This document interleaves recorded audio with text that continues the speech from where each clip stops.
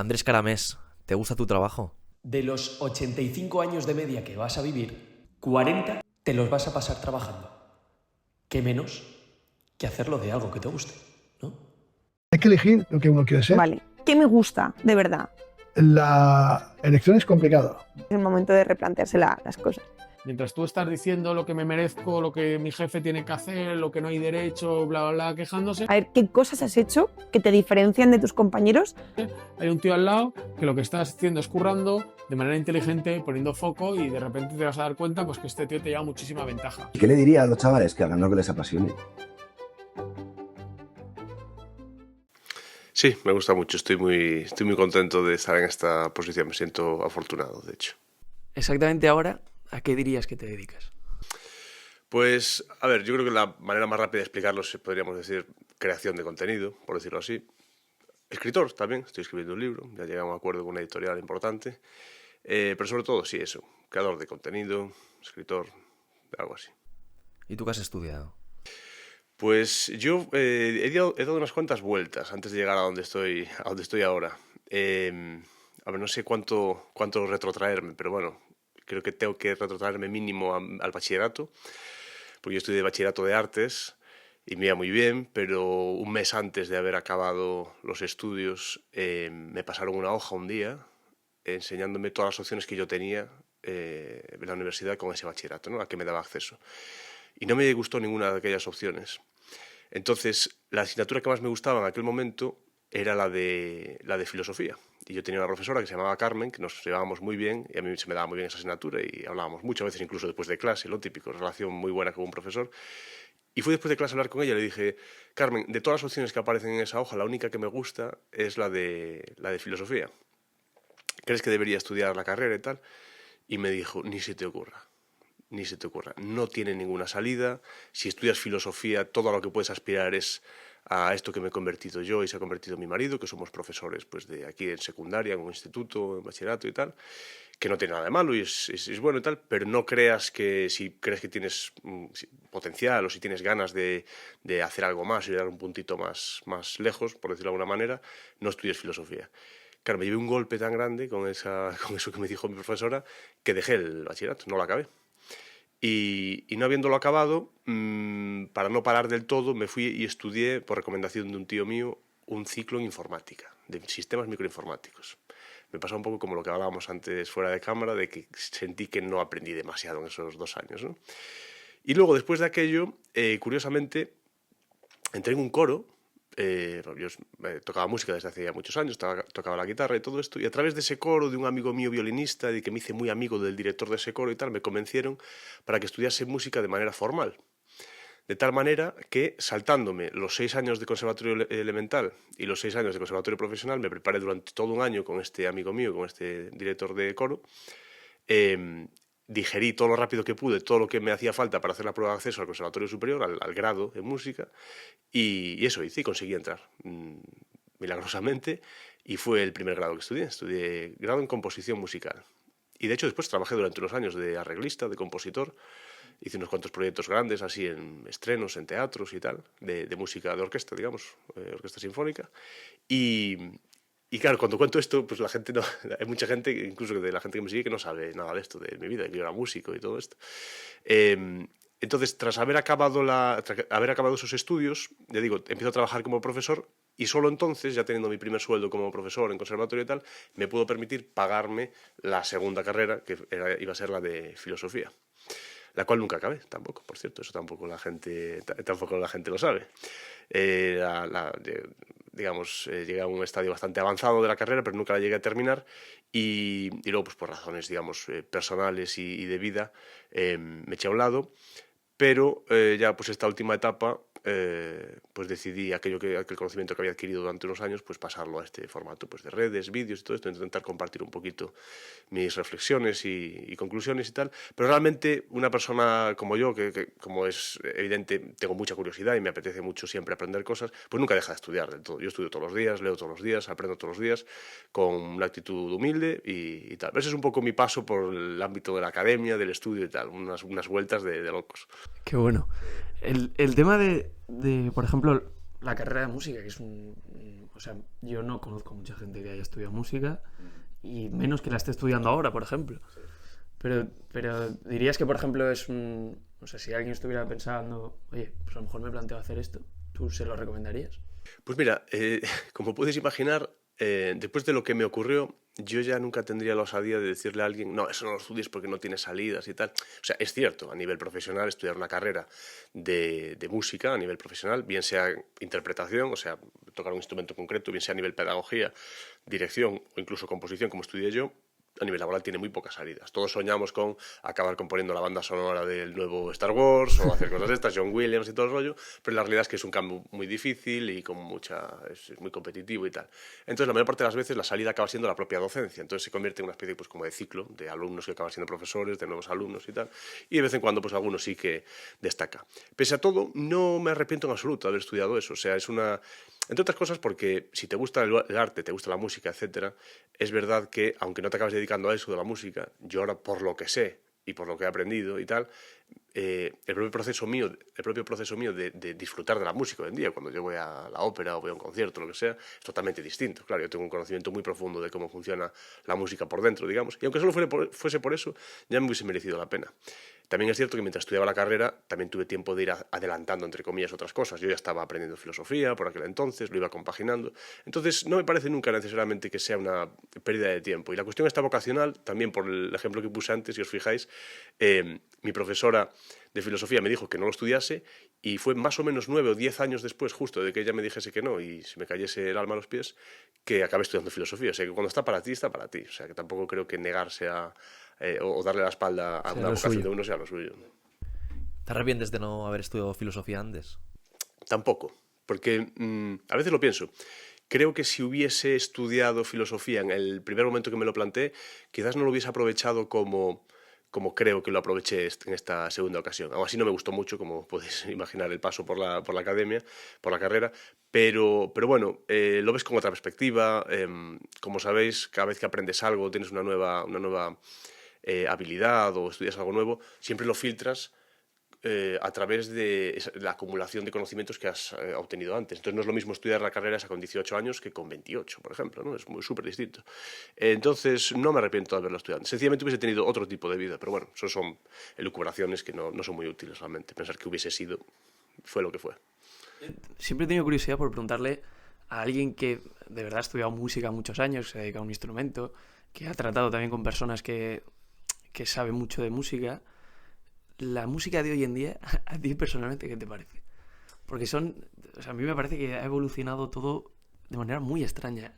A nivel musical, o sea, no entiendo cómo, viniendo de autores o compositores de los que venimos ahora, el mundo de la música esté donde esté. Ya.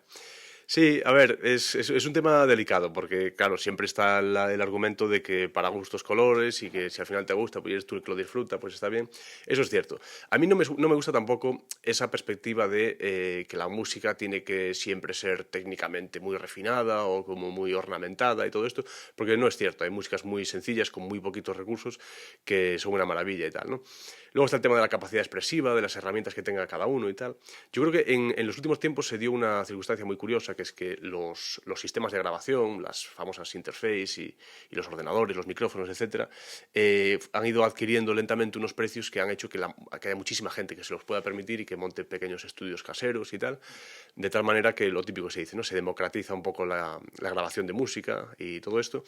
Y eso hace que haya mucha gente que intente grabar música, también a veces puede generar quizás un poquito de ruido en el sentido de que hay demasiada gente, ¿no?, sacando cosas y tal. Podría ser, no lo sé.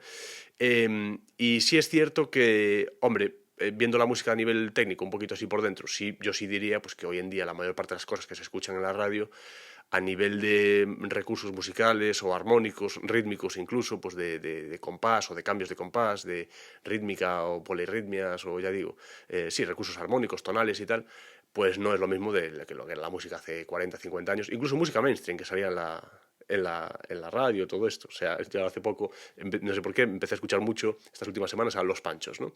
Los Panchos, ¡ay, Los Panchos! ¡Jaja, jiji! La guitarrita y... No, o sea, unas armonías, unas voces, un conocimiento de la armonía, del contrapunto y tal. Es una música riquísima realmente en armonía, muy densa, muy bella, las letras preciosas y tal. Entonces, claro, es normal que nos dé la sensación hoy cuando escuchamos algunas de las letras que escuchamos hoy en día y algunos de los ritmos y las grabaciones, es normal que nos dé la sensación de que ha bajado la calidad. Habrá quien diga que tiene otros atributos, pues es muy divertida, por ejemplo, la música de hoy en día muchas veces, o invita mucho a la fiesta o al ocio. Bueno, supongo que la mayor parte de las veces la música seguramente refleje la realidad del momento. Y habrá que preguntarse, pues la música de así es ahora, ¿cómo es la gente de ahora también? Cuidado. Sí, joder. Tal cual. Tú que has trabajado en diferentes... Bueno, has estudiado en diferentes ámbitos. ¿Qué opinas? Una pregunta muy general, pero de la educación española, ¿qué opinas? De la educación española. Vamos a ver, yo no tengo experiencia en educaciones en otros países, no sé cómo educan a los niños, ni qué asignaturas tienen, ni qué estudian, ni nada de esto. Pero a mí, en general, como estabas hablando de que era algo general, a mí en general no me gusta la forma de educar aquí en los colegios, la manera de presentar las asignaturas, la manera de acercarse al conocimiento en general. O sea, creo que hay una parte, como casi diríamos, como práctica del conocimiento que no me gusta. Yo tuve mucha suerte de ir a una guardería de pequeñito, hasta los 4 años, creo que fue, 4 o 5 años, a una escuela preescolar, eso. Sí, es que guardería creo que ya no se llama hoy en día, utiliza algún otro eufemismo y tal. Creo que ya es como que ya no se puede decir guardería, pero bueno, a un centro, ¿no? de pequeñito, de 2 a 5 años, que tiene una manera muy interesante de lidiar con los niños y las niñas que pasaba por, sí, enseñarnos pues formas y geometría, el triángulo, las palabritas, las cosas y tal, pero había un elemento como muy práctico también, mucho tiempo fuera en el jardín, una especie de huerto que teníamos, utilizábamos herramientas, punzones, sierras, martillos, y parece una chorrada, pero ya no solo por el elemento este típico psicomotriz, de que los niños pasan mucho tiempo sentados con la tablet y tal, y luego los ves correr o jugar al fútbol y son muy mancos, son muy trencos, porque pues ya no este rollo de... que eso sí que cambió, eso clarísimamente cambió desde los 90 hasta aquí, de que antes pasábamos mucho tiempo en la calle jugando a deportes, a la pilla, al fútbol, al balonmano, al baloncesto y tal. Eso ya no ocurre tanto, estoy convencido porque los niños ya no juegan en la calle, y sí que ves algunos niños como con una especie como de deficiencia y psicomotriz, y eso sí que lo noto mogollón con el tema del deporte y tal. Con la educación, yo estoy muy contento de haber ido a esa guardería, y creo que en cierto modo me influyó de manera positiva. Luego, a partir de ahí, en el colegio, el enfoque de las asignaturas, el enfoque que se da con las matemáticas, la manera que se tiene a veces de acercarse al lenguaje dentro de la propia sintaxis y todo eso, no sé, el tema este de los horarios, la sirena. En mi colegio, por ejemplo, para entrar, para salir al recreo, para salir al final y tal, la sirena era tal cual la de un campo de concentración, era una cosa tremenda. Sí, ¿no? Sí. Vas a más sitios. No me gusta ese tema de todos iguales, todos sentados en el mismo sitio, todos mirando para el profesor, esa posición así como de autoridad. No me gusta. Ahora, no soy lo suficientemente ducho en el tema como para proponer yo una alternativa. No sabría deciros cuál. Pero la que hay, reconozco que no me gusta del todo. Y os diré más, la mayor parte de las cosas que aprendí, tanto en el colegio como en el instituto, como en las carreras, etcétera, no fue nunca en clase. Es fuera de clase, donde más se aprende, por mucho que se diga. Ahora que has mencionado justo lo de que ves quizás un déficit en la coordinación motriz de muchos niños al hacer deporte, ¿no? Se ha hecho viral en las últimas horas una propuesta de que quieren prohibir el fútbol jugar al fútbol en colegios o jugar con la pelota. Vaya. ¿Y, no sé si... se comentó cuál es la premisa o por qué? ¿Cuál es el problema ahora? Decían que era como que los campos de fútbol ocupaban demasiado espacio y era como un deporte masculino. Entonces como que no tienen igualdad de oportunidades tanto las niñas como los niños. Porque los campos creo que ocupan 80% del patio. Sí, bueno, yo recuerdo mi colegio y sí, el patio era mayoritariamente la pista de fútbol y luego unas gradas y una zona más pequeña y tal. Pero lo que también recuerdo es que allí jugábamos los niños y las niñas al fútbol. O sea, no vi... mayoritariamente niños, pero no veo yo... O sea, yo me imagino que hoy en día no habría tampoco problema O sea, no me parece que sea un problema eso, que haya que prohibir nada o cambiar nada, ¿no? Precisamente si... se está tratando de potenciar tanto el fútbol femenino, ¿no? Hoy en día. Querríamos quizás que si el fútbol tiene éxito en España y muchos niños juegan al fútbol, pues que jueguen también ahí las niñas. No sé, no veo que suponga necesariamente un problema, no sé. Pero bueno, a mí personalmente me suena una de estas cosas que se sacan para dar que hablar y desviar la atención de otros temas, porque vamos, hay que prohibir el fútbol en los niños. Pues vamos, pues anda que no, o sea, todos los que están en el Congreso han jugado al fútbol en el colegio cuando eran pequeños, nosotros los 3 que estamos aquí también, y todos hemos soñado con jugar en un gran equipo y estamos muy sanos y perfectamente todos. Y además, a ver, yo no sé luego cómo decidiera, pero yo recuerdo que a lo mejor que estás 2 horas, 1 hora y media jugando a fútbol en el recreo. Imagínate que a ese chaval le quitas 2 horas, esas 2 horas, y lo metes ya en una clase. Esa energía que tiene, si no la desahoga por algún lado, en clase te la va a liar. Totalmente. O sea, pero porque un niño tiene que sacar... Y que es deporte, claro, es que esa es otra. Y antes de cambiar eso habría que pensar qué alternativa les das. Pero vale, que no sea fútbol, pero tendrá que ser algún otro deporte, otra cuestión. Para tener actividad física, aprender compañerismo, a compartir, a no picarse cuando pierdes. O sea, no solo jugar al fútbol, son muchas otras cosas sociales. Otra cosa que parece que se va a prohibir es las redes sociales en menores de 16 años aquí en España. ¿Qué te parece? Pues mira, ha sido una noticia así bastante comentada. Mi primera reacción, por el tipo de temas del que hablo y tal, de los que hablo, es que eso, si reconocemos que esas personas son menores de edad hasta que cumplen los 18 años, a quien compete que puedan o no puedan utilizar esas redes sociales es a los padres, no a ningún gobierno, ni de un partido, ni del otro, ni de nadie. A ningún gobierno le compete prohibir nada de eso. Deberían ser los padres los que lo decidan. Otra cosa es que la gente lo dice, y con buen criterio, que hay padres que no lo hacen. Hay padres que son muy irresponsables. Pero es que eso pasa con todo. También hay muchos padres que tienen a sus niños con obesidad, a veces obesidad mórbida incluso, y les dan una alimentación terrorífica porque no tienen tiempo o ganas o sencillamente no saben hacerlo mejor. Y no veo yo que se prohíba que los niños estén obesos, cuando seguramente sea peor incluso que tengan acceso a redes sociales, etc. A mí me parece que seguramente detrás de esa medida... en la política en general, como sabéis, hay que usar mucho esto de piensa mal y acertarás. O sea, de esta gente no se puede fiar nadie. La mayoría son psicópatas, sabéis que hay una prevalencia de la psicopatía en la política. No tenía ni idea, pero me cuadra perfectamente. Sí. En puestos de dirección y altos cargos en grandes corporaciones y en política hay una prevalencia de psicopatía muy alta, o sea, es desproporcionadamente alta, mucho más que la media de la sociedad. O sea, la mayor parte de ellos son psicópatas, son narcisistas y tal. Y tienen una capacidad además de manipulación muy alta, tienen mucha labia, etc. Entonces, cuando salen estas medidas no hay que pensar que está ahí el presidente o el del Congreso y tal por la noche, hay que salvar a los niños de menos de 16 años de las redes sociales, tenemos que rescatar a los hijos y tal. Al revés, hay que pensar que algo me están metiendo por debajo y tal. Entonces, no he visto mucho cuáles son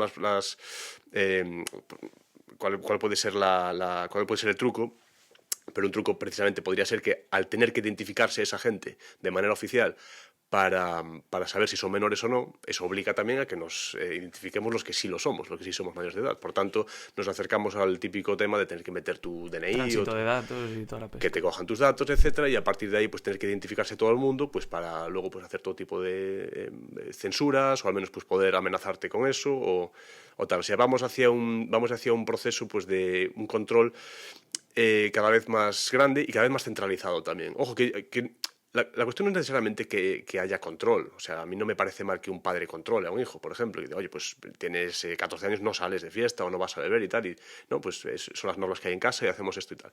El control per se no es necesariamente malo. Depende, desde mi punto de vista, el problema está cuando se centraliza y cuando se deriva a una especie de agente externo que no tiene ningún interés porque te vaya bien. Tus padres sí tienen interés porque te vaya bien, pero un señor que está allí en un edificio en Madrid seguramente no. Entonces hay que sospechar y entender que probablemente eso se trate de una herramienta más de control, con una buena excusa, que es lo que hacen siempre. Te dan una cucharada de miel, pero detrás pues va la parte negativa.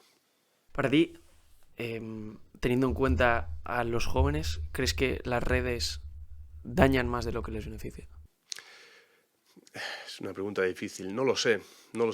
Las redes sociales... Con el contenido que hay habitualmente. Pero hay contenidos muy buenos, sí, que hacen un contenido cojonudo y tal, pero de es mucha verdad que hay una basura. tónica general de basura. Basura, totalmente.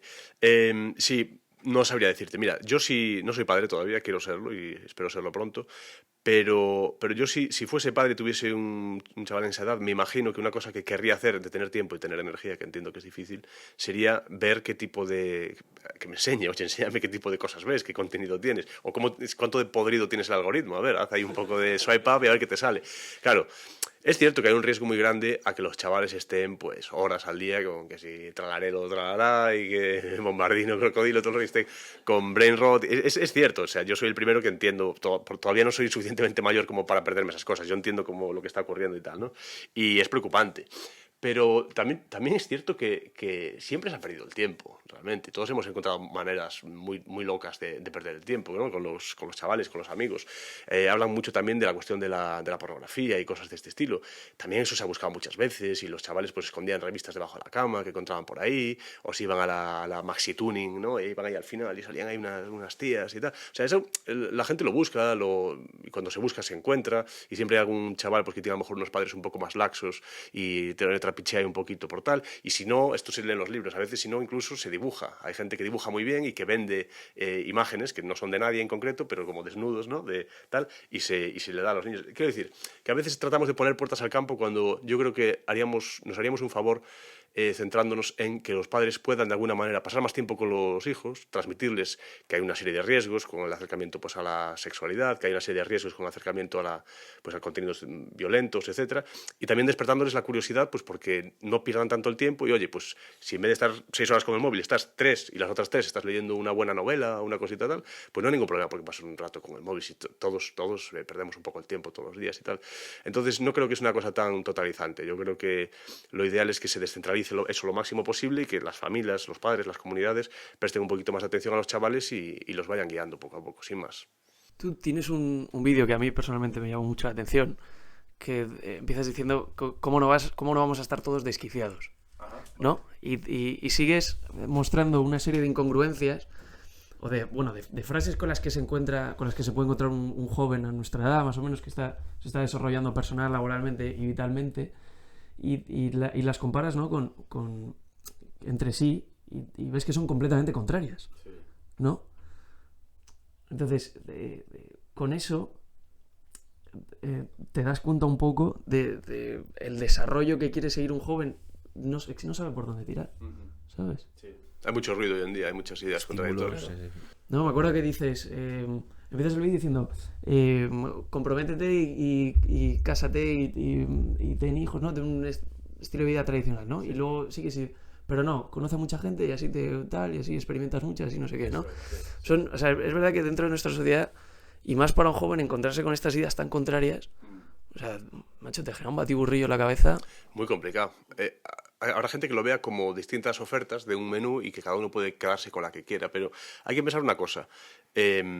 Cuando la gente en redes sociales ofrece uno de esos modos de vida o una de esas ideas, pues tienes que llevar este tipo de dieta o tienes que llevar este tipo de vida pues más tradicional o tal, o no, viaja por todo el mundo, conoce distintas personas y acuéstate con todo el mundo y tal. Cada persona que ofrece un modo de vida de esa manera, como tan totalizante, diciendo esto es lo mejor, esto es lo que deberías hacer, etcétera. Primero hay que entender que esa persona lo explica desde su experiencia, después de todo lo que ha pasado antes y todo lo que le ha ocurrido. Luego lo explica intentando apelar a la mayor cantidad de gente posible. En las redes sociales es lo que ocurre, que la mayor parte de las personas pues tratan de apelar a la mayor cantidad de personas posibles pues para hacerse virales o lo que sea.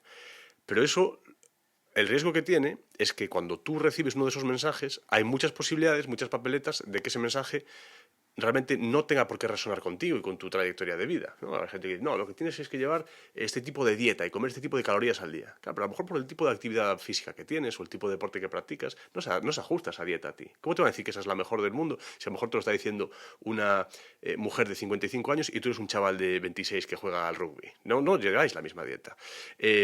O sí, como lo de los modos de vida, ¿no? Y tal. Entonces, eso normalmente, claro, lo que genera es ruido. Y genera también una sensación de no sé con qué quedarme, no sé qué es cierto, ¿no? Pues que yo normalmente, de manera así un poco provocadora, lo que digo es que a mí me suele parecer buena noticia que en entornos como estos, como los de Internet, no sepamos ya lo que es verdad y lo que no. Esto ligándolo un poco con lo de la IA, hay gente que dice, es que ahora ya no sabemos qué es real y qué no, ya no sabemos qué creer y tal. Y a mí me parece tan bueno eso, me parece tan buena noticia, me parece fascinante porque eso nos devuelve el espíritu crítico, nos devuelve el decir, bueno, yo he visto algo aquí en el móvil, pero no tengo por qué creérmelo, ¿no? He visto tal cosa en un periódico, ya bueno, pues que ese periódico ya sabemos de quién es y tal. Esto es lo que hay que recuperar, el desconfiar de manera, ay, pero no puedes vivir así la vida. No, sí que puedes vivir así la vida. Como no puedes vivir la vida es yendo, comprar el periódico y creerte todo lo que pone ahí. Poner las noticias y creerte lo que te dicen automáticamente. Entrar en redes sociales y cada vídeo que veas creértelo. Ahora, afortunadamente y cada vez más, abrirás un vídeo, verás a un tiburón comiéndose a una cebra y dirás, no me fío. O incluso verás a un político haciendo algo muy malo y dices, puede ser que lo haya hecho o puede ser que sea la oposición que le hace un vídeo para hacerlo pintar mal. Como no lo puedes saber, no te queda más remedio que pedirles pruebas. A partir de ese momento se eleva la barra y cada persona que quiera informar, cada periódico, cada medio, etcétera, no solo va a bastar con que enseñen cosas, sino que van a decir, ¿de dónde lo sacaste? ¿Cuál es la información? ¿Por qué me puedo fiar de ti? Explícamelo. Y sube la calidad, desde mi punto de vista. Es un poco contraintuitivo, pero desde mi punto de vista es así. A mí me pasa que algo bastante contrario. O sea, veo como una sociedad como muy movida por una corriente y de ahí pues ni preguntan un porqué ni buscan saber cuáles son los motivos de lo que está pasando. Sobre todo me pasa con la política. O sea, muchas veces ya no preguntamos el porqué, sino que lo atribuimos todo hacia derecha o izquierda, un bando, y como que al final nos creemos un discurso sin saber si es real, ni siquiera. Ya. Sí, es cierto. Pero yo creo que eso también en parte tiene que ver con que hay como dos packs ideológicos, por decirlo así, muy bien construidos, que incluyen una serie de cosas que no se pueden disociar del resto y que son muy cómodos. Primero, son muy cómodos para los políticos profesionales, los mentirosos profesionales, son los políticos. Es muy cómodo para ellos agrupar a personas dentro de esos marcos ideológicos, de tal manera, pues, lo de siempre, que te gustan los toros, que te gusta la bandera de España, que te gusta no sé qué, pero entonces también defiendes a Israel y eres católico y eres no sé qué. No, pero tú tienes el pelo de colores, eres progresista, que si trans no sé qué, queer, bla, bla.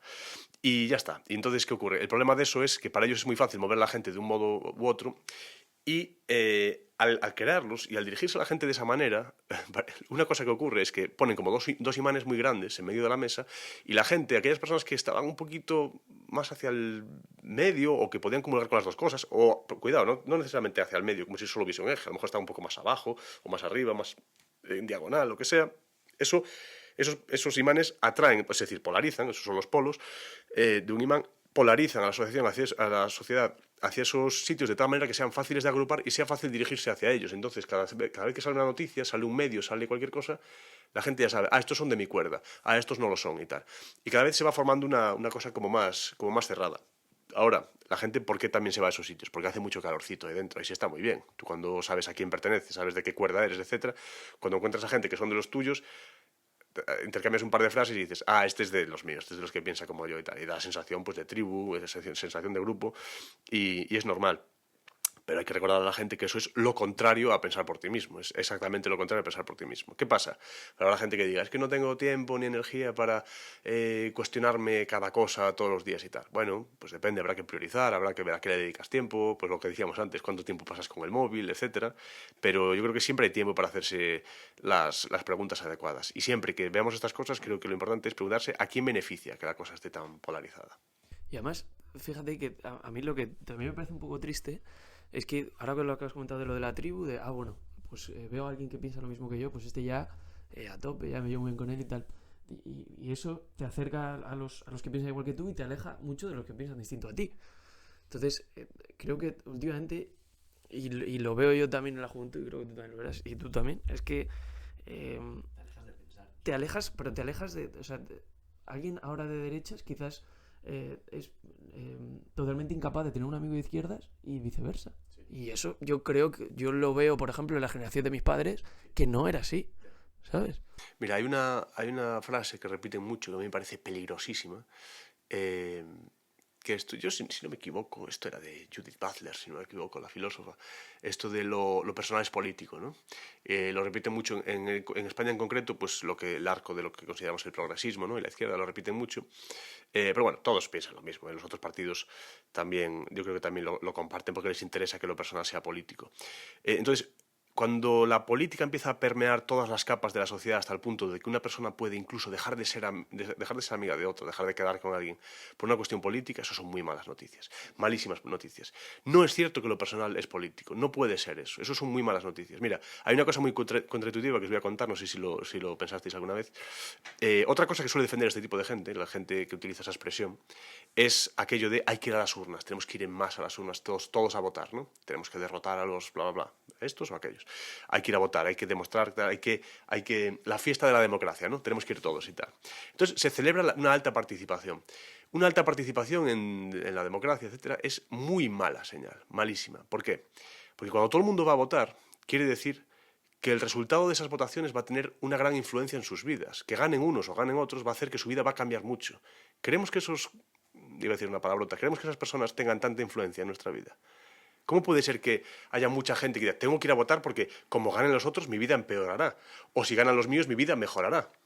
Es una especie como de juego de suma cero que se inventan ellos, de que hay que ganar para que tu vida mejore y empeore los otros. Y cuando ganan, dicen, ay, mira cómo perdisteis y tal. Y se pone como una especie de guerra de trincheras, como de equipos de fútbol de color rojo, azul, amarillo y tal. Y si ganas tú, que pierdan los otros y tal.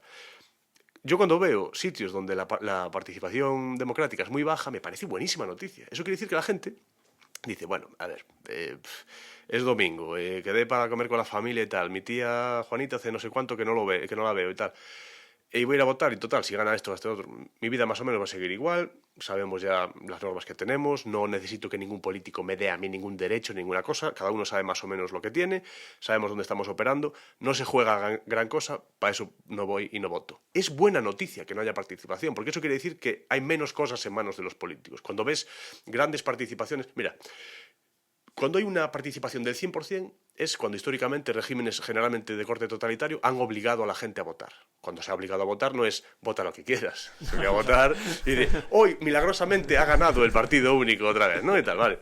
El siguiente caso es cuando ya se tapaban un poquito menos y alguno de los satélites de la Unión Europea y tal, sí, hay un Freudian slip, me salió ahí un desliz así freudiano, en la Unión Europea, no, en la Unión Soviética, uno de los satélites y tal, dejaban votar también y decían, bueno, hemos ganado solo con el 89% de los votos, ¿no? Parecía como que democráticos somos, que a ver, era una dictadura clarísima, pero bueno, parecía como que tal.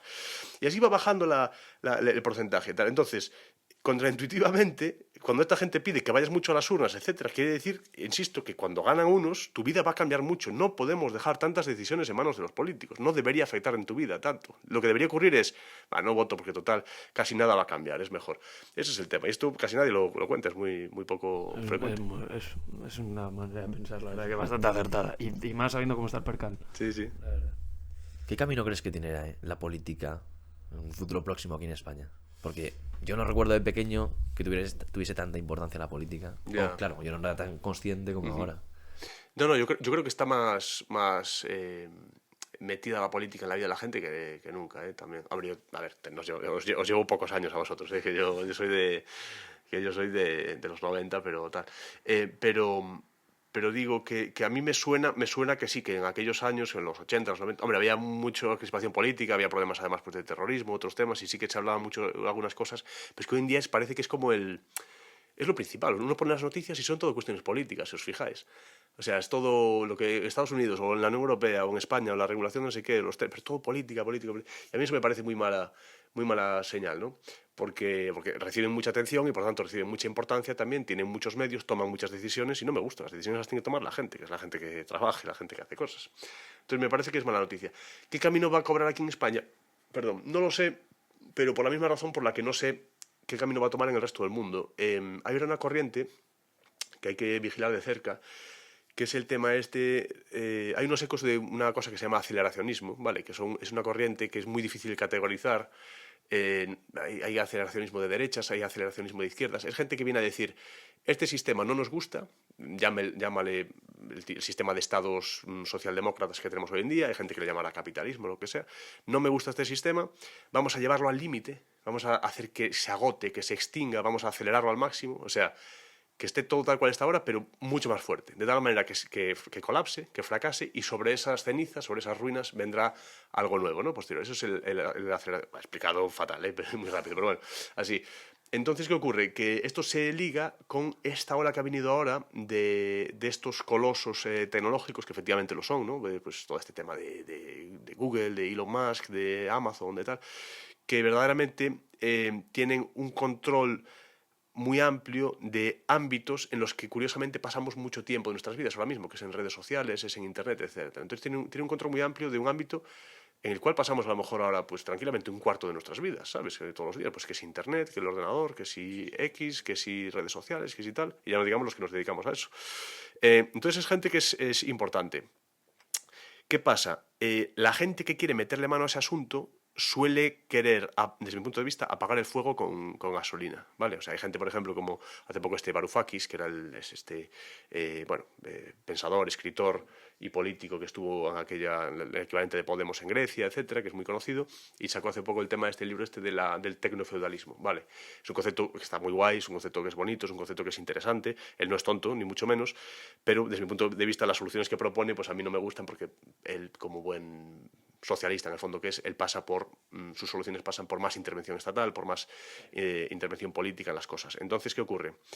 Que desde mi punto de vista el diagnóstico es bastante bueno en el sentido de que ha habido grandes grupos, grandes agentes económicos, digamos, que gracias, desde mi punto de vista, a la injerencia política han conseguido grandes cuotas de control dentro de la red por tendencias monopolísticas, que desde mi punto de vista, ya digo, son por culpa de los gobiernos precisamente, pero bueno, son todos un poquito del mismo equipo, y sí que tienen mucho control y tienen mucha influencia. Para ellos la manera de intentar controlarlo es que los gobiernos controlen más, cuando desde mi punto de vista han sido los gobiernos los que han impedido que los pequeñitos compitan con esos grandes y que hayan adquirido el poder que tienen. Entonces, para mí la única diferencia está en cómo combatir eso. Ahora, que el problema existe, sí que existe. Y no sé por dónde va a poder tirar eso, porque hay un rum ahora en el ámbito económico, no sé si os habéis enterado, de que va a haber un cambio muy grande en la economía mundial dentro de poco. Yo he leído algo. Sí, También viene todo alimentado por Trump y por todo lo sí, que está moviendo. Están moviendo el tablero, parece que vienen cosas y tal. Es muy difícil leer eso porque ninguno de nosotros tiene la información privilegiada que tienen ellos. Entonces, son elucubraciones. Pero sí, bueno, sí que hay cosas que se van sabiendo. Se ve que China estuvo comprando oro, Estados Unidos estuvo comprando tal, tal.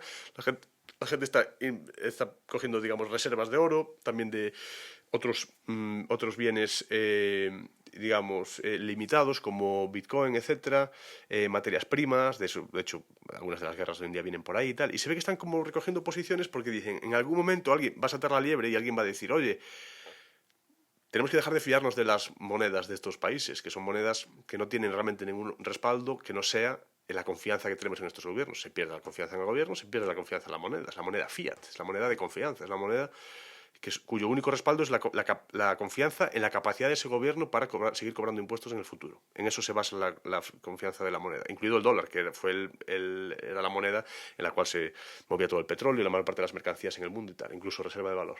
Entonces parece que en algún momento alguien va a decir, oye, que ya no nos fiamos del dólar, que el dólar ya no tiene aquello que se llamaba el privilegio exorbitante, que es la moneda principal en la que la gente acumula valor en el mundo y comerciamos el petróleo con dólares y tal.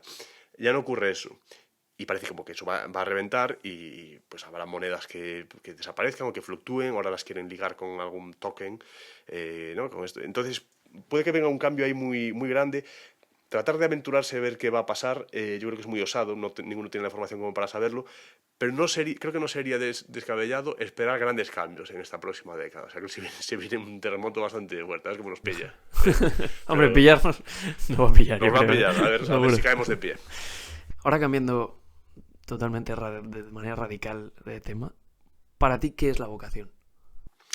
La vocación, pues la verdad es que no había pensado en esto nunca. Hombre, yo me imagino que es una especie de sensación como muy clara, muy nítida de qué es aquello a lo que quieres dedicar la mayor parte de tu tiempo o de tu energía, de tu eros, como diría Freud, ¿no? De a qué te quieres dedicar de mayor, dónde quieres volcar tu energía, en qué ámbito pretendes encontrar tu propósito. No sé, una cosa así. ¿Crees que la puede tener todo el mundo o que hay gente que no tiene vocación? Yo creo que todo el mundo puede encontrarla. No necesariamente todo el mundo puede tenerla. No creo que venga de serie ni nada de esto. De hecho, yo en mi entorno veo con mucha frecuencia que hay gente que te dice directamente no sé qué hacer con mi vida, pero con 20, a veces con 30, con 35, o sea, que no saben. Hay maneras de encontrarlo. Yo he visto por ahí en algunos sitios fórmulas para ayudarte de alguna manera a encontrar, oye, a ti lo típico, ¿no? ¿Qué te gusta hacer? Hay este método, hay un libro que vendió muchísimas copias, es un libro interesante, es bonito, que se llama el método Ikigai. ¿Sabéis esto del Ikigai, no? El método japonés, de que tienes que dedicar cierta parte de tu vida. Eso es. Sí, una cosa que se te dé bien, que te dé ciertos beneficios. Que te Que beneficios, te tal, sí. guste, tal, sí. Y bueno, ahí viene una serie de, como de ejercicios para ayudarte a dilucidar un poco qué es eso que te gusta, qué cosa te gusta que te pudiese dar un poquito de rendimiento y que no te vaya a quemar y tal. Porque claro, lógicamente a lo que todo el mundo aspira es a intentar compaginar aquello de lo cual puede vivir o que le dé un cierto rendimiento para poder ir al súper y comprar comida, con aquello que le hagas feliz, salir de la cama todos los días, con ilusión, etcétera. Es muy complicado y no todo el mundo lo consigue. Yo, por ejemplo, lo estoy consiguiendo hoy en día, estoy muy agradecido, muy contento por eso, pero no todo el mundo lo consigue. Ahora, yo creo que hay maneras de acercarse a eso. Lo contrario a eso es el decir, bueno, no tengo vocación y como no creo que la vaya a encontrar o no sé de qué manera encontrarla, pues me voy a ceñir a esto que tengo que hacer, a este trabajo que pillé, aunque no me haga en absoluto feliz, y tirar millas. Yo creo que tampoco es una manera de afrontar la vida. Yo creo que a veces hay que echarle un poquito de valor y revisar un poquito, oye, a ver, qué te gusta hacer, qué capacidades tienes, revisa, porque a lo mejor eres más capaz de lo que crees y nunca a lo mejor han apoyado o te han dicho, oye, que sí puedes y tal, revísalo y quizás un pequeño cambio no le hace daño a nadie. O sea que yo creo que nunca es tarde para encontrarla. La cultura del trabajo. Hemos visto que había una cultura del trabajo hace 30 o 40 años y que ahora hay otra muy distinta, ¿no? Sobre todo con los jóvenes, que hay mucha gente que dice que no tienen tanto espíritu de sacrificio, tanto espíritu de esfuerzo, ¿no? Son un poco conformistas quizás, ¿no? Y que el hecho de ponerte, por ejemplo, a trabajar y de quizás ganarte tu dinero, ganarte tal, está costando más de lo que costaba hace unos años. ¿Tú lo ves así o crees que, a ver, crees que no? Yo creo que a veces la juventud de hoy en día lleva un mal nombre que no le corresponde realmente. O sea, yo creo que la juventud de hoy en día es fantástica. Somos fantásticos, yo me considero joven todavía, tengo 30 y pocos y creo que somos muy cañeros, que tenemos energía, gente creativa, potente y tal. Es verdad que esta cosa del sacrificio y tal, yo trabajé, esto se escucha mucho, ¿no? Las personas mayores, los boomers, yo trabajé muy, me sacrifiqué y no sé qué tal. Es cierto, y hay gente sacrificada, y claro que hubo épocas pues con muchos problemas y todo esto. Pero bueno, también hay cosas que tenemos mucho peor nosotros que ellos. O sea, ellos han vivido una época en la cual, con unos cuantos años de sacar una parte de la nómina para un piso, comprar la casa, eran propietarios y ya está. Ahora, para la mayor parte de nosotros es prácticamente impensable. Y la gente dice, bueno, pero eso son cosas que no se pueden controlar. No, perdona. Ellos, sabiéndolo o sin saberlo, han formado parte de una estructura que lo que hizo fue posponer un problema muy grande. Pasa lo mismo con las pensiones, pasa lo mismo con todo esto. Entonces, sabiéndolo o sin saberlo, a través de lo que se llaman las políticas monetarias, se ha creado una situación en la cual para ellos fue bastante fácil comprar ya no una casa, sino a veces 2, 3, 4, una en la playa, no sé qué, 2 coches, uno para la mujer, otro para el marido, otro tal. Y han vivido de esa manera durante un tiempo. Eso más o menos se ha acabado. ¿Qué pasa? Una cosa lleva a la otra. Es decir, aquellas políticas monetarias que normalmente a través de expansión monetaria, es decir, a partir de dar a la máquina, imprimir dinero, hacen que haya una mayor disponibilidad de dinero en el sistema en general, para unas mismas cosas, unos mismos servicios, si hay más billetitos para las mismas cosas, hacen falta más billetitos para comprar cada cosa. Bien, eso lo sabe, se le puede explicar hasta a un niño pequeño. Eso ocurre, vale. Bien, una vez ocurre y las cosas valen más y se genera lo que se llama inflación, esa inflación tiene un efecto psicológico y moral en las personas. Las personas, sabiendo que el dinero que tienen y el dinero que ahorran va a valer menos en el futuro, tienen un incentivo mayor a gastarlo. Vale, las épocas históricas de grandes inflaciones, después de, por ejemplo, entre las guerras mundiales y todo esto, esto que se ve en las películas, que se ve también en sitios como Venezuela y tal, pero se ve en las épocas entre las guerras mundiales, estas imágenes de personas con carretillos llenos de billetes, montañas de billetes, yendo a comprar un poco de pan, ¿no? 1 billón de marcos para una barra de pan y tal. Bien.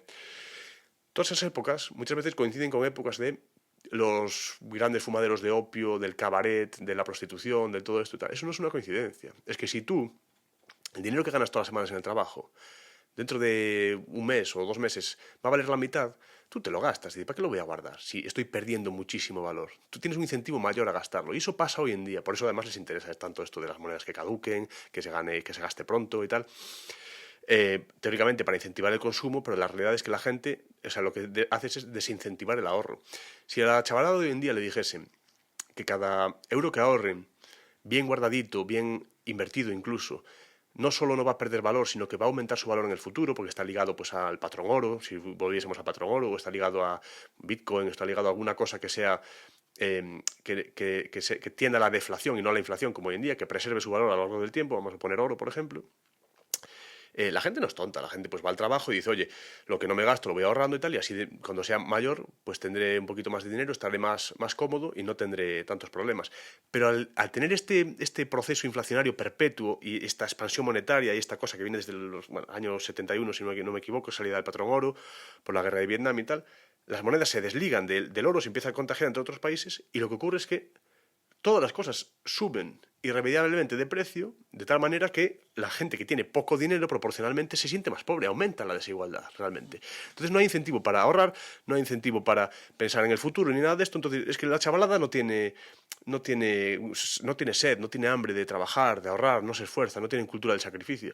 Bueno, porque saben que es que por más que se sacrifiquen ya no pueden comprarse una casa porque les valen $500,000 de euros, saben que su dinero va a perder valor en el futuro, saben que el futuro está muy, muy complicado. ¿Qué incentivo tiene uno entonces para trabajar duro y ahorrar y sacrificarse y tal? Dicen, bueno, pues voy tirando así, cuando puedo me voy de viaje y a ver lo que dure, es normal. Pero las políticas monetarias y la política en general tienen un efecto en la psicología y en la moral de la gente también. Y la peña esto lo pasa por alto.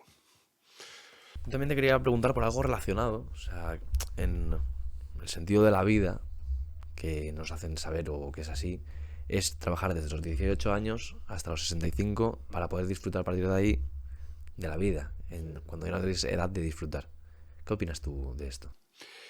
Bueno, pues yo lo que opino es que no veo por qué se tiene que empezar a trabajar solo desde los 18. No veo ningún problema que se pueda empezar a trabajar antes. No sé, me parece que trabajar sea malo necesariamente.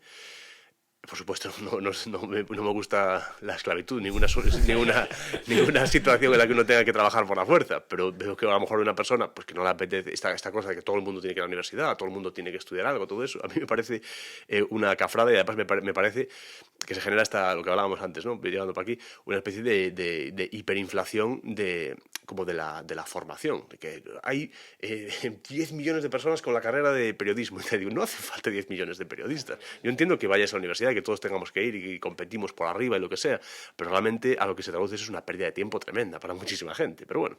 Entonces no veo ningún problema porque la gente empieza a trabajar antes, trabajas a los 18 o como si empiezas a trabajar más tarde. Para mí el problema es que se entienda siempre que trabajar es trabajar para alguien, o que trabajar es ser asalariado, o que trabajar es abrir una empresa, o que trabajar es ser funcionario. Trabajar puede ser muchas cosas. A mí, por ejemplo, me hace mucha gracia cuando esta gente dice que, como por ejemplo lo de las amas de casa, ¿no? Y tal. No, es que las mujeres antes no trabajaban. Las mujeres antes sí que trabajaban, pues trabajaban en casa y tenían a veces 5 hijos y tenían que remendar ropa, hacer comida, ir a la compra, llevar a los niños al colegio, ir aquí a actividades, ir a comprar la ropa también, cuidar de la abuela. Había muchas madres, muchas personas que efectivamente eran amas de casa o se quedaban en casa, como la quieras llamar. Claro que trabajaban, pues no trabajaban de manera asalariada. A mí no me gusta que no se le llame trabajo a eso, a mí me gusta que eso se le llame trabajo. El trabajo no es solo el trabajo que cotiza, el trabajo no es solo el trabajo que paga impuestos, el trabajo de esa persona también es trabajo. Entonces, por eso normalmente les molesta todas aquellas actividades que no tengan una repercusión económica en concreto. Y mientras dicen defender a esas mujeres o esas madres, etcétera, lo que están diciendo realmente es que lo que quieren es que paguen impuestos esas amas de casa. Tú lo que tienes es que cotizar y tener una nómina y que se te pague y pagar impuestos para tu jubilación, no sé qué. Las cotizaciones para la jubilación son una estafa. Eso es un impuesto. Eso lo inventa Otto von Bismarck en un momento en el cual hay decenas de millones de trabajadores en el imperio en aquel momento y unas cuantas decenas de miles de personas cobrando una pensión. Eso es un impuesto. Entran impuestos de millones de personas y solo unas poquitas cobran esa pensión. Y además con una esperanza de vida muy baja, de tal manera que la cobran un par de años y la palman y ya no se les paga. Hoy en día ocurre al revés. Hoy en día sabéis que hacen... hay como 2 trabajadores más o menos, creo, por cada pensionista, una cosa así. Y estamos en un punto en el cual el poder adquisitivo de los pensionistas ya es superior al de los jóvenes que están trabajando. Eso no se explica de ninguna forma, porque aunque la gente cree que hay una especie de hucha donde se metió el dinero de las pensiones y tal, no existe. Las pensiones de hoy en día de los mayores las están pagando los trabajadores, las estáis pagando vosotros y yo todos los meses. Entonces, se está pagando con el dinero de los que trabajan hoy las pensiones de esta gente. Es un esquema muy parecido al famoso esquema Ponzi. Por más que digan que no es el mismo, es un esquema parecido al esquema Ponzi que conforme se va achatando la base de la pirámide se va quedando sin gente arriba. Eso en algún momento tiene que reventar. Los que dicen que no va a reventar es porque nominalmente no tiene por qué reventar porque siempre van a poder imprimir más dinero.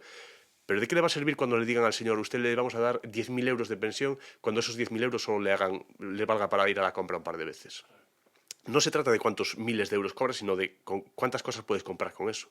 Siguen dándole a la máquina, sigue la gente perdiendo poder adquisitivo, lo suben ligado al IPC cuando la inflación es superior a la que hay en el IPC, todos nos estamos empobreciendo y nadie quiere explicar por qué. La explicación es que no paran de darle a la máquina, la explicación es de que hay una estafa ahí con la economía monetaria en general. Bueno, estábamos hablando de lo de trabajo, pero básicamente que cada uno trabaje más o menos de lo que buenamente pueda y quiera, que se puede empezar antes, que se puede empezar más tarde, y el tema de la jubilación también es, lógicamente, una cosa que está muy ligada a este modo de trabajo casi, digamos, de revolución industrial, casi fordiano, de persona que va a la fábrica y tal, y con 65 ya no puede más, le duele la espalda, tiene que jubilarse y tal.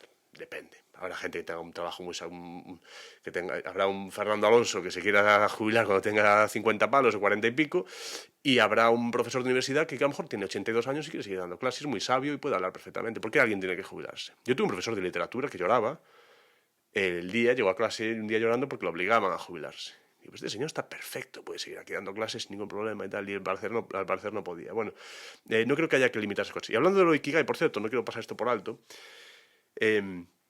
no sé si en ese mismo libro o en otro que tengo así sobre cuestiones en Japón también, se habla de que las personas mayores en Japón, incluso cuando son forzadas a jubilarse, se buscan algún tipo de trabajo extra, aunque sea hacer unas carteritas de piel y venderlas allí, o abrir una pequeña panadería, o las abuelitas vender una especie de tartas y tal, para tener algo que hacer todos los días. Es que no es bueno normalmente para la gente el jubilarse del todo. Entonces, después de haber estado 40 años. Decían hacer. Entonces, claro. Trabajando, claro. Entonces decía, esto no sé si lo escuché, no sé qué tío era, un programa esto de Fernando Sánchez Dragó, pero decía, uno se muere por muchas cosas, ¿no? Te puedes caer por la ventana o atropellar un coche, pero decía, la gente se muere muchas veces cuando ya no tiene nada que hacer.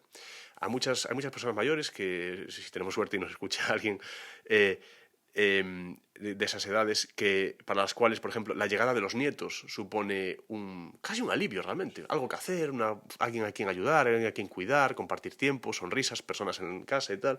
De hecho, había un estudio ahí que había escuchado de que estas personas que llegan a 90 y pico, incluso personas centenarias y tal, muchas veces miraban y solías, no siempre, pero solía ser gente que tenía lazos familiares muy amplios, familias amplias, habían tenido bastantes hijos, sus hijos a su vez habían tenido hijos, la casa siempre estaba llena de niños, colaboraban, compartían, dar el plátano al niño, ayuda y tal. Y ya digo, la labor esa de esa abuela, eso es trabajo, no es trabajo, esa persona está jubilada, no lo está. El problema para mí es eso, es el que le llamemos trabajo solo al de la nómina, al de estar contratado, etc. Hay muchas maneras de trabajar y no veo por qué habría que dejar de trabajar nunca. ¿Tú crees que hay más gente que vive de manera infeliz o gente que vive feliz? Pues mira, es que no lo sé. O sea, hay tanta gente en el mundo y no la conozco que no sabría decirte. No sé. Sí es verdad que se percibe un cierto malestar hoy en día, en general. No sé si infelicidad. Yo veo mucha gente pues bastante contenta por ahí, pero no sé decirte si la mayoría vive de una manera o de otra. El malestar que hoy en día yo creo que en cierto sentido está relacionado con esto que comentaba hace un ratito, pero no sé cómo está la cosa hoy en día, la verdad no sé decirte. Paso demasiado tiempo en casa, me parece. Bueno, te una pregunta muy abierta, ¿eh? Sí, muy abierta. ¿Tú por qué crees que la gente tiene miedo a los cambios? Porque tú estás hablando de, pues sí, la gente concibe el trabajo como la nómina, tal. Y no hay gente que diga, pues yo quiero trabajar en mí, quiero dedicarme a hacer redes sociales, trabajar las horas que a mí me apetezca. Y se fíe solo del concepto de, pues ir a una oficina, trabajar, cobrar la nómina. Bueno, pues por aversión al riesgo, lógicamente. Vivimos en un entorno en el cual digamos, subsistencia realmente muy pocas veces depende de nosotros mismos, en el sentido de que hay una grandísima división del trabajo. Para la comida pues tenemos que ir al supermercado, para eso tenemos que utilizar moneda, y no cualquier moneda, sino la moneda oficial, y esa moneda solo nos la dan en ciertos sitios a través de ciertos trabajos, etcétera. Entonces yo no quiero trabajar, pero bueno, al final tengo mi huerto, tengo mis gallinas, tengo mi congelador con el cerdo de la matanza del año anterior, lo que sea, y aunque no tenga trabajo puedo subsistir porque aquí tengo alimento y tal. No se trata de eso.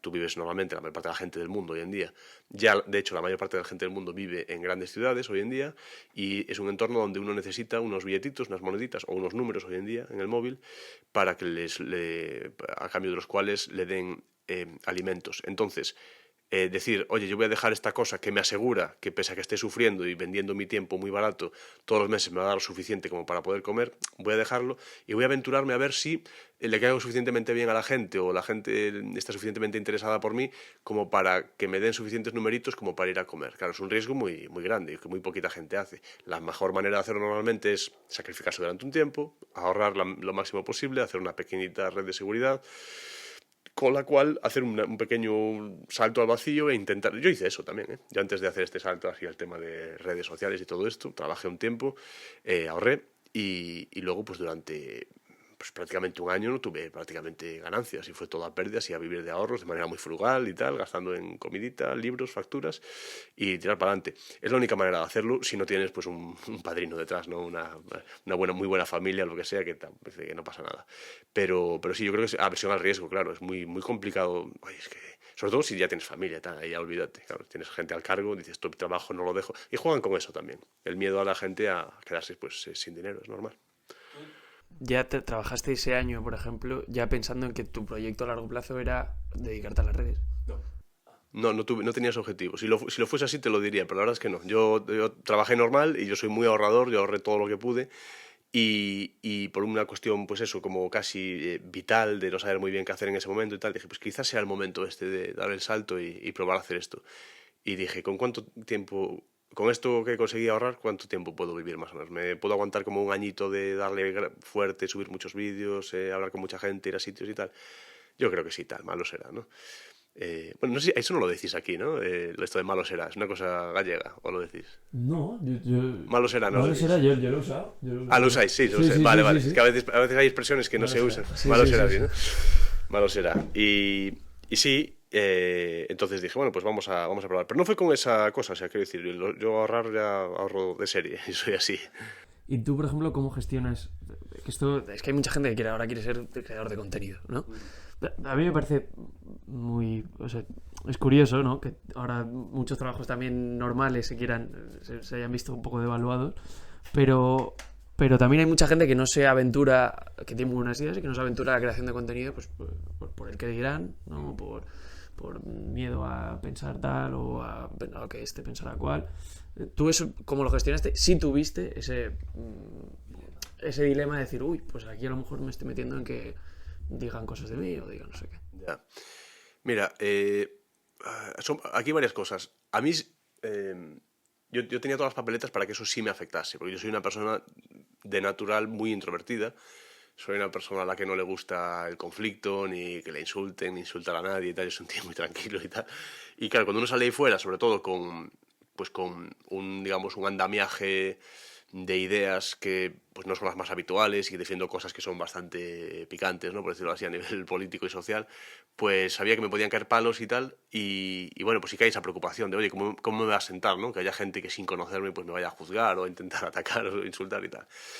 Pero también es verdad que luego te trae cosas muy buenas. Ahora, yo no le recomendaría a nadie necesariamente que se ponga el tema de redes sociales y tal, si no siente necesariamente que tenga algo que contar, ¿no? O algo que ganar, porque también hay muchas otras cosas que pierdes, ¿no? Pues una parte de intimidad, en cierto modo, es una cosa que tienes que estar de manera como muy reactiva, muy encima, muy al pie del cañón y tal. Pero bueno... Si la pregunta va por cómo hacer que no te afecte y todo esto, cómo perder esa vergüenza, a mí una cosa que me ayudó mucho fue darme cuenta de que, mira, de esto es interesante a nivel filosófico. Normalmente cuando a uno le da mucha vergüenza subir un vídeo, por ejemplo, por el qué dirán y todo esto, y la gente me va a ver y va a pensar que no sé si les va a gustar lo que subo y todo esto, curiosamente hay una especie de...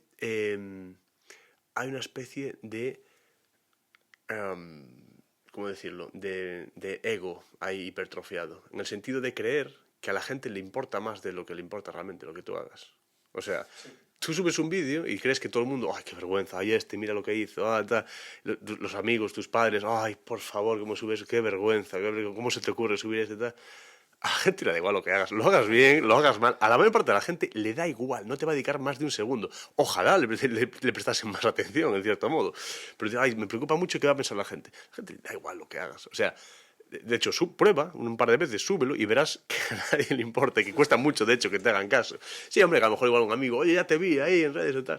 Pero la mayor parte de la gente, mira, si ve que las cosas las haces con ilusión, más o menos con buena cara, con buen espíritu, que lo que quieres no es molestar a nadie, sino dar tu punto de vista o hablar de algo que te gusta mucho, te mola mucho cocinar o el deporte o la informática o tal, y te ven con ilusión, hay que ser una persona muy cruel realmente para decirte, ay, qué vergüenza eso que haces y tal, hay que ser muy cruel.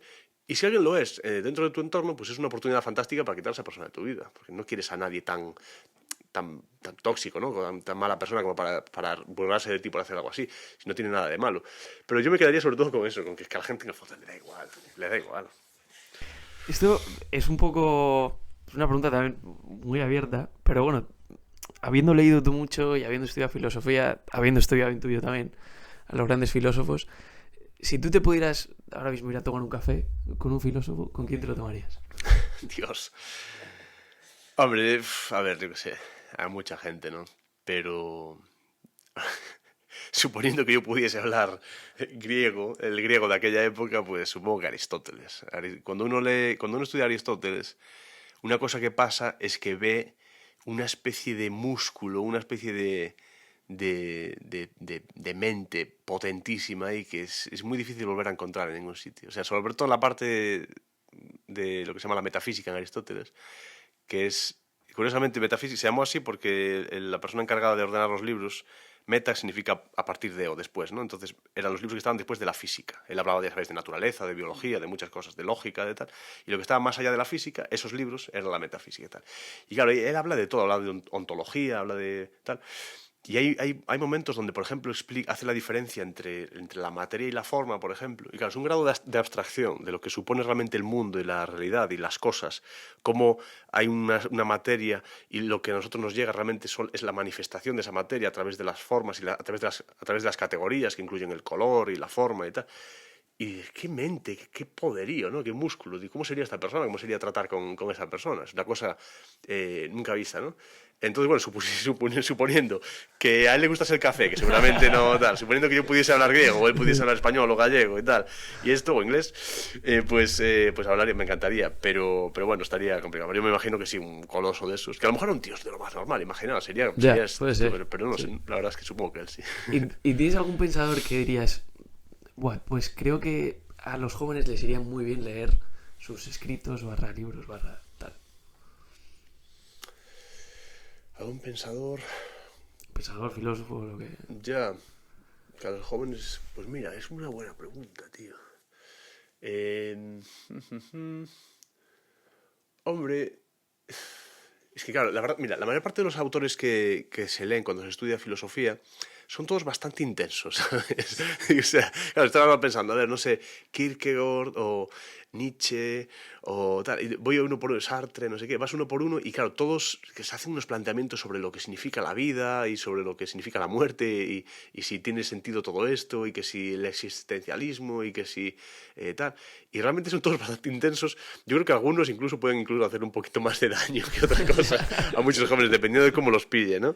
Entonces es un poco delicado, no sabría cuál recomendar. En general yo lo que sí diría es que mira, con un poquito de atención, un poquito de esmero, un poquito de tiempo, aunque sea ponerse, no sé, un cronómetro, una alarma en el móvil para todos los días leer, aunque sea una horita de tal, y acercarse, hacer un pequeño recorrido por la historia de la filosofía. No hace falta quizás irse a los presocráticos ni todo esto, pero sí leer un poquito de Platón, los diálogos que son muy, muy... Precisamente por ser diálogos, pues son bastante entretenidos. Hombre, normalmente las traducciones tienen un español así un poquito alambicado y tal, pero son bastante amenos. Es un diálogo, es una especie como de fiesta, el banquete, ¿no? El banquete, hay unos tíos allí y tal, y este se me sentó y se sonrojaba, ¿no? Y el otro, tal.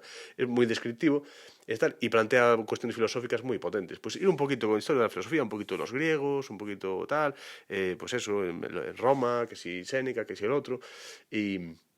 un poquito de Edad Media, un poquito de los después, hacer un pequeño recorrido, leer ahí, pues yo que te diría, 8 o 10 autores, picando un poquito de cada época para ver cuál era un poquito el Zeitgeist, que le llamaban, el espíritu del tiempo, ¿no? De cada uno y ver un poquito tal. Yo creo que eso es mejor que a lo mejor decir, no, este autor tienes que leértelo todo, porque tal, como te metes en la obra en profundidad, cualquiera de estos autores filósofos normalmente, te arrastra con él al infierno, o sea, te lleva a las catacumbas. A ver, nosotros hacemos siempre una pregunta, la última pregunta, Y es, si tú tuvieses un hijo de 18 años, ¿qué consejo le darías? Ostras, qué fuerte. Dame unos segundos, para Sí, pensar. sí, Wow, con toda ¿qué la calma. consejo le daría a un hijo de 18 años? Qué bueno.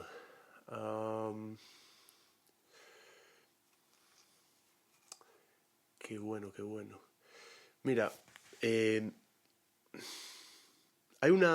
¿conocéis al escritor? Hay un decálogo muy bueno de Hemingway. Hemingway es este escritor que escribió aquí sobre la fiesta en Navarra, estuvo en la guerra civil, tal, y tenía un decálogo sobre qué hacía falta para ser un buen escritor. Pero hay gente que eso lo aplica también a la vida en general. Y eran un decálogo, ¿no? Eran 10 puntos. Y uno de ellos era, mézclate estrechamente con la vida, decía él, ¿no? Y a mí me gusta mucho esa expresión y lo que significa, porque para cualquier trabajo, por supuesto para los trabajos creativos, para la familia, para disfrutar de la familia, de los amigos, de cualquier cosa, a veces tenemos una aproximación a la vida, a las actividades, al trabajo, al deporte, a todo esto, como muy transaccionales, como yo me despierto y este es el rato del desayuno, este es el rato de ir en coche al trabajo, este es el rato de las horas que estamos en el curro, este es el rato de salir y de ir al gimnasio, este es el rato de la ducha, este es el rato de me voy para cama y tal. Sin embargo, hay momentos que suele ocurrir, pues la gente le pasa mucho, por ejemplo, en vacaciones y en sitios donde tienen unas actividades un poco más laxas, en las cuales consiguen tener actividades donde muchas cosas se mezclan al mismo tiempo, ¿no? Y estás como haciendo algo manual o haciendo una pequeña barbacoa con unos amigos, pero al mismo tiempo, pues a lo mejor te llaman del curro y estás haciendo X cosa, tal. Y es un momento como de intensidad vital en el cual estás experimentando realmente muchas cosas a la vez en la vida, ¿no? Lo que es la compañía, el reírse, a lo mejor también una mala noticia ese día y alguna sensación que es más negativa y tal, pero estás como completamente presente y experimentando toda la textura de la vida, ¿no? Con todos sus colores y tal. Entonces esto de mezclarse estrechamente con la vida quiere decir que a veces vivimos como siempre esperando que va a llegar un día donde ya voy a dejar de trabajar y me voy a jubilar y por fin voy a vivir, o algún día voy a acabar ya la carrera y entonces sí va a empezar mi vida, o algún día por fin ya tendré hijos y ahí sí empezará mi vida. Estamos siempre como esperando que la vida va a ser algo que va a llegar en algún momento. La vida es ahora. Esto es la vida también. Es que estar aquí hoy conoceros, estar grabando esto, el ratito el agua que estamos bebiendo y tal. Tampoco quiere decir que todo el mundo tenga que ser de repente ahí, el Dalai Lama y todos ahí meditando en Nirvana, estoy presente, vivo cada segundo. No hace falta que sea eso, pero sí un poquito el darse cuenta de que no estamos esperando nunca en ningún momento idóneo, que incluso cuando te duele la rodilla, esa semana que estás chungo y no puedes entrenar y tal, también es vida, no es que estés esperando a cuando te recuperes. Esa semana también estás viviendo, oye, pues que esa semana tal, pues como tengo la rodilla chunga, la pongo en alto y me voy a leer Platón, lo que decíamos antes, ¿no? Me voy a leer esta semana. Que hay que mezclarse estrechamente, me gusta mucho esa expresión. Entonces quizás le recordaría eso, ¿no? Que viva la vida un poco de esa manera, fijándose en la textura, en los matices, en los detalles y tal, que sea generoso con la gente y que vea que mezclándose de esa manera es como le va a sacar todo el jugo. Yo sí intentaría transmitirle eso, creo.